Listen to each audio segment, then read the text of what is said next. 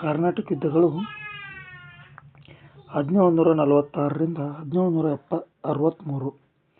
ಒಂದನೇ ಕರ್ನಾಟಕ ಯುದ್ಧವು 1746ರಿಂದ 1748ರವರೆಗೆ ಎಕ್ಸಲಾ ಚಾಪೆಲ್ ಒಪ್ಪಂದದೊಂದಿಗೆ ಕೊನೆಗೊಳ್ಳುತ್ತದೆ. ಎರಡನೇ ಕರ್ನಾಟಕ ಯುದ್ಧವು 1749ರಿಂದ 1754ರವರೆಗೆ ಪಾಂಡಿಚೇರಿ ಒಪ್ಪಂದದೊಂದಿಗೆ ಕೊನೆಗೊಳ್ಳುತ್ತದೆ.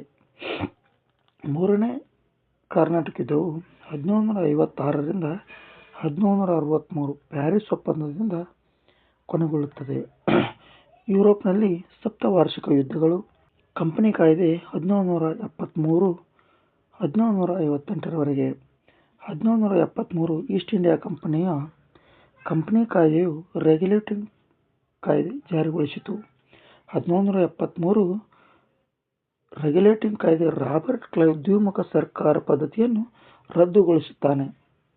ವಾರನ್ ಹೇಸ್ಟಿಂಗ್ 1774ರಿಂದ 1785 ಮೊದಲ ಬಂಗಾಳ ಗವರ್ನರ್ ಜನರಲ್ ಆಗಿರುತ್ತಾನೆ.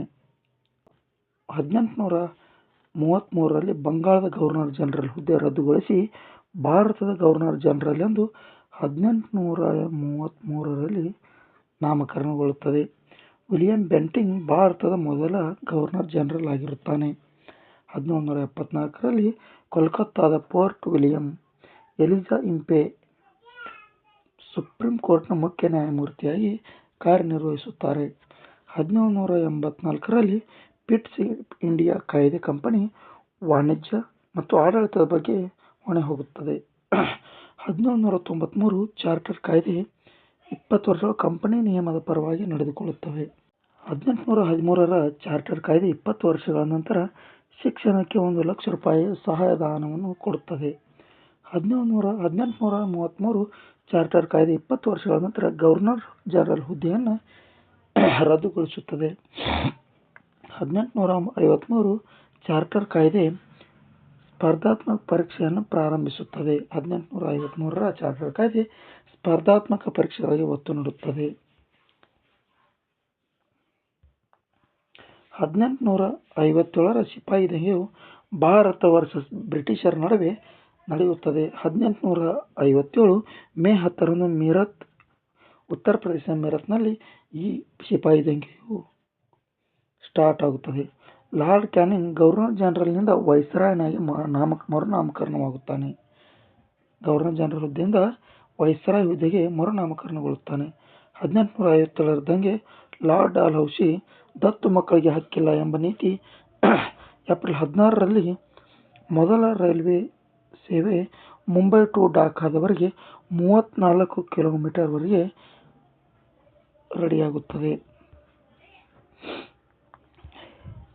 ಮಂಗಲ್ ಪಾಂಡೆ ಸೈನಿಕನಿಂದ ಈ ದಂಗೆ ಆರಂಭಗೊಂಡು 1857 ಮೇ 10ರಂದು ಮೀರತ್ನಲ್ಲಿ